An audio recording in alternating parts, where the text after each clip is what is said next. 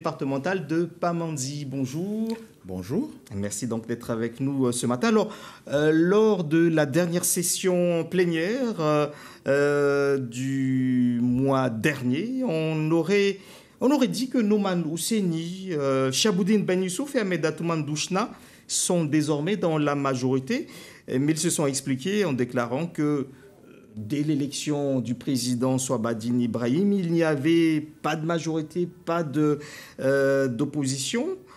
Est-ce que vous avez la même lecture? Et du coup, est-ce que vous ne serez pas le seul opposant au conseil départemental aujourd'hui?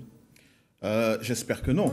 Mais ce qui est certain, je crois que ces derniers faits que vous relatez ici démontrent tout simplement la capacité des élus de l'opposition, des élus MDM, des élus centristes, de travailler pour Mayotte. Maintenant, ce qui est certain, c'est que l'orientation politique générale de la majorité ne correspond pas à notre projet de développement pour Mayotte. Lorsque nous regardons sur le plan, par exemple, de l'Europe, nous voyons bien aujourd'hui que le conseil départemental n'appuie pas et ne suit pas suffisamment les fonds européens. À ce titre, bien que l'autorité de gestion soit entre les mains de l'État, vous n'avez jamais entendu le conseil départemental se positionner sur le manque de suivi, sur le manque d'exécution de ce fonds vis-à-vis à l'exercice de l'État. De la même manière, les orientations que j'avais pu donner lorsque j'étais président, concernant notamment l'accompagnement des entreprises sur le territoire de Mayotte, vous voyez bien qu'aujourd'hui, nos entreprises ne sont pas suffisamment accompagnées par la collectivité. Donc, ce que je veux dire tout simplement, parce que les exemples sont longs, on pourrait parler des bourses, on pourrait parler de l'accompagnement également en termes de coopération régionale, etc., etc. Mais ce que je veux dire, c'est que sur le fond, nous avons un projet de développement différent. Ceci étant dit, lorsque nous aurons la possibilité de pouvoir traduire notre projet dans l'exercice en cours, nous le ferons. Parce que ce qui nous intéresse, c'est d'abord accompagner l'émergence de Mayotte dans cet océan Indien et s'assurer que la population puisse avoir l'usufruit des combats pour la départementalisation. Mais Daniel Zaïdani, ne pas avoir d'opposition au conseil départemental pourrait faire avancer plus vite certains dossiers, non?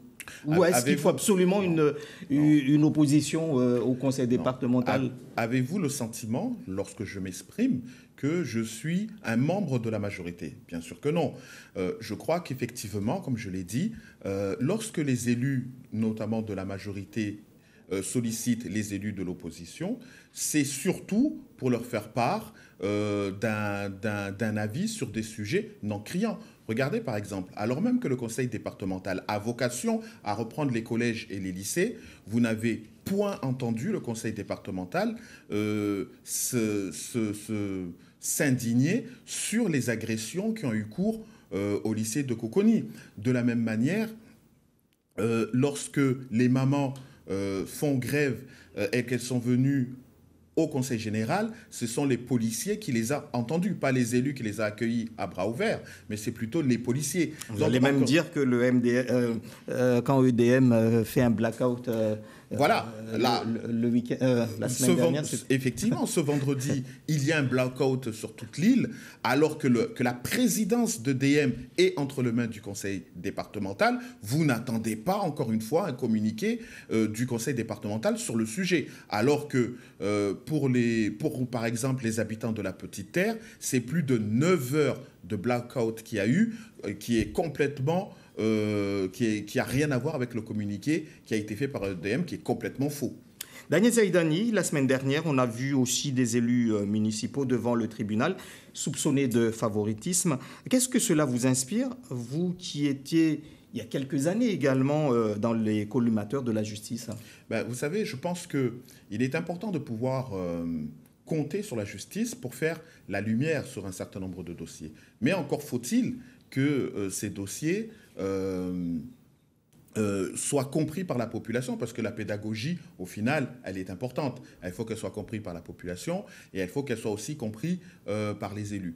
Or, aujourd'hui, nous n'avons pas suffisamment d'éléments sur les fonds de ces dossiers, mais ce qui est certain, nous avons systématiquement les conclusions des réquisitions du procureur, mais qui ne traduit pas forcément les faits tels qu'ils sont faits. Parce que, pour être clair, il ne s'agit pas ici, et dans la plupart des dossiers qui concernent les élus, d'élus qui vont détourner de l'argent pour leurs besoins personnels.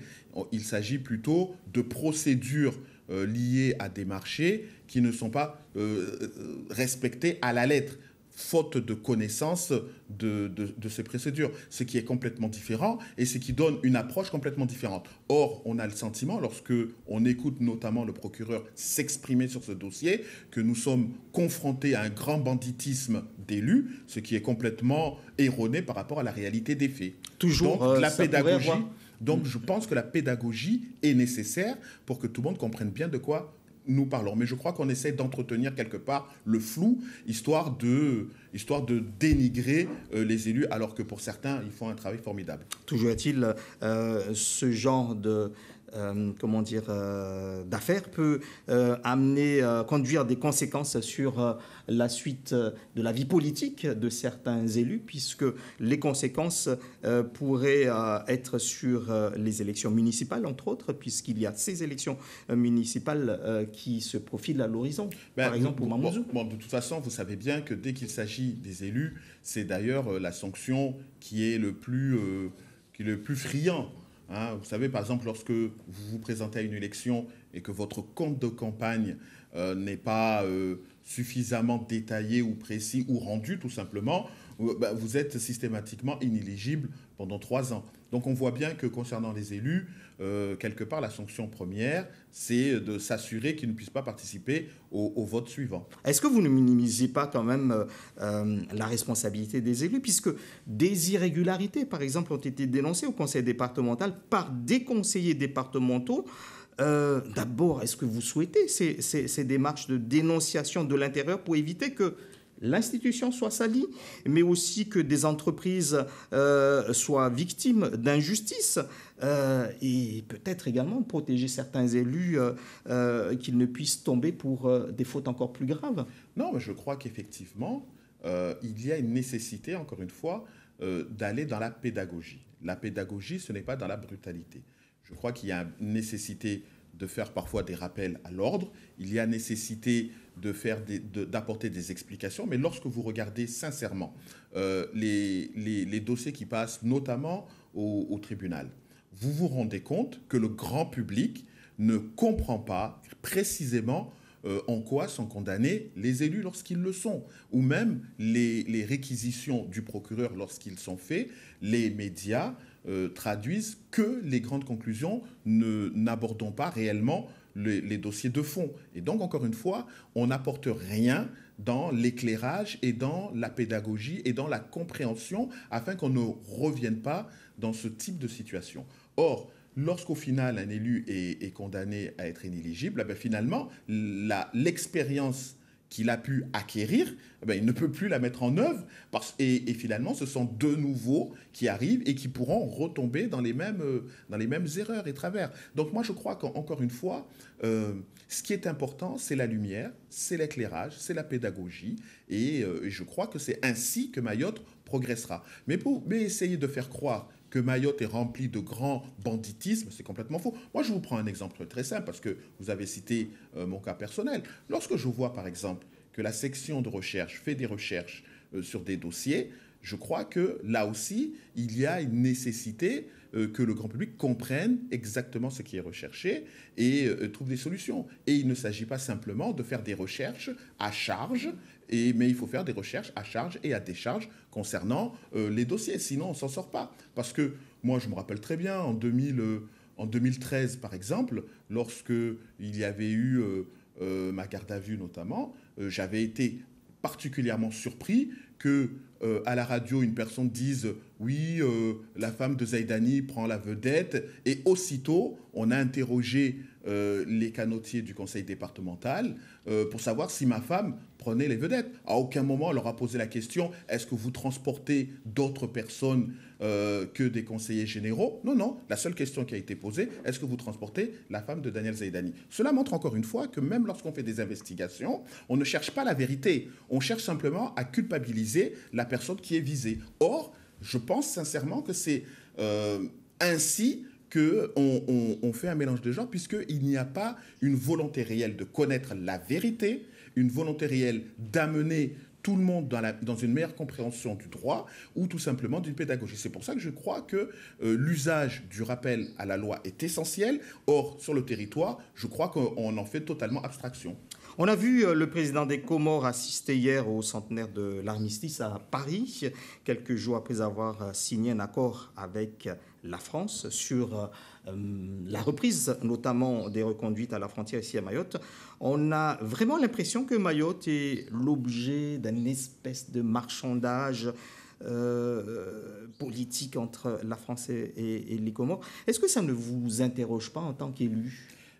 Ce qui est certain, d'abord, c'est que lorsque l'État dit nous allons associer les élus, soyons bien clairs, il ne parle pas de Daniel Zaïdani ou les élus du conseil départemental, mais il parle du président du conseil général et des parlementaires.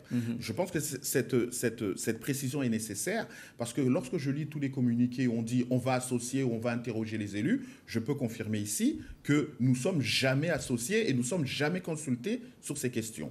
Bon. Deuxièmement, il est clair que dans cette affaire, l'État n'a permis, à travers ces accords, que revenir à une situation antérieure à mars 2018. Ce qui montre que finalement, nous n'avons pas progressé d'un iota dans nos rapports avec les Comores. Et puis, il est clair qu'aujourd'hui, les Comores est tout à fait malhonnête dans ces négociations, puisque l'art du double langage est devenu un standard. Lorsque d'un côté, on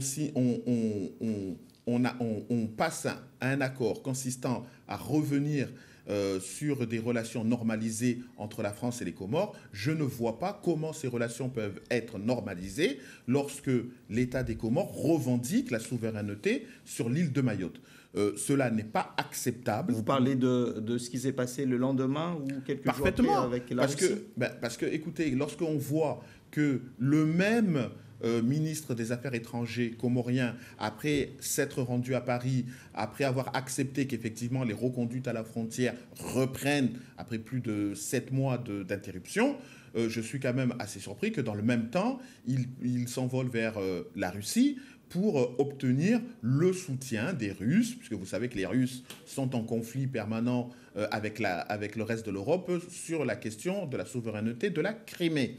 Cela démontre très clairement que l'objet visé par les Comoriens, c'est juste gagner du temps pour avoir des alliés dans leur démarche. On l'a vu encore il y a un mois en arrière, la démarche auprès de la Chine. Donc, vous voyez bien que nous sommes dans un double langage qui est totalement préjudiciable pour les intérêts de Mayotte et des Mahorais. Et donc, à partir de là, je suis très surpris que Emmanuel Macron invite également le président Azali au centenaire de la Première Guerre mondiale, parce qu'au final, on a le sentiment qu'il n'y a pas de désaccord entre l'État comorien et les Comores, entre l'État comorien et la France, alors qu'en réalité, il y a un profond désaccord sur l'objet entre Mayotte et les Comoriens. Pour finir, Daniel Zaïdani, on a appris la suspension, en tout cas l'arrêt de la desserte de Mayotte par Corsair, la seule finalement compagnie aérienne concurrente à Air Austral pour Mayotte. Pourquoi est-ce que là aussi on n'a pas entendu vraiment d'élus soutenir un petit peu les, entre guillemets, revendications des Mahorais pour que ce prix du billet Paris-Mayotte baisse?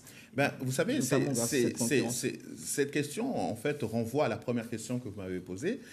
Oui, je ne peux pas m'inscrire dans dans la politique de la majorité actuelle parce qu'elle est réellement contraire aux intérêts de Mayotte. Et vous voyez bien, par exemple, alors que j'avais déposé un cahier d'acteurs pour une piste longue à 3000 mètres, alors que j'ai encore écrit un courrier pour s'assurer qu'on puisse avoir une piste longue, vous voyez bien qu'au sein du conseil départemental, on n'a jamais œuvré depuis 2015 officiellement pour une piste longue, et on voit les conséquences aujourd'hui. C'est soutenir la politique finalement d'Air Austral, c'est tuer la concurrence et favoriser la hausse des prix sur le tronçon Mayotte-La Réunion et Mayotte-Paris. Merci beaucoup Daniel Zaïdani d'avoir été l'invité de Zakuli ce matin.